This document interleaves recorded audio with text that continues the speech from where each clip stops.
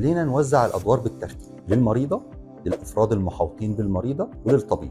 المريضه انا دايما بحافظ على نفسي. يعني ايه بحافظ على نفسي؟ لو انا عندي اي حاجه عزيزه عليا، جهاز تليفون، سياره، اي حاجه انا بحافظ عليها، بدور عليها، دايما ابص عليها، فانا ببص على جسمي وبحافظ على جسمي. فده فكره الفحص الذاتي للثدي، او ان انا بدور على نفسي وبطمن على نفسي. فانا في الاول دايما بفحص الثدي بتاعي، بطمن هل في تغيرات في الثدي ده، هل في ظهور اعراض في الثدي، كلكيعه في الثدي، افرازات في الثدي، شكل الثدي متغير. ده دور المريض. دور الافراد المحاطين بالمريضه ده دور مهم جدا، هو ليس دور طبي. مش انا اللي اقول الاشعه تعمل ايه، ولا انا اللي اقول اتوجه فين. انا ادعمها ماديا ونفسيا ومعنويا، ان انا اطمنها ان دي حاجه طالما احنا اكتشفناها بدري يبقى لها طريقه في العلاج ان شاء الله، واخدها من ايديها واروح لمركز مختص والطبيب مختص يخص اورام الثدي. الدعم النفسي بيفرق كتير جدا في مرضى. طول ما النفسيه بتاعتهم كويسه، وطول ما الناس المحبين لهم ومحيطين بيهم واقفين معاهم، نسبه الشفاء بتاعتهم بتزيد.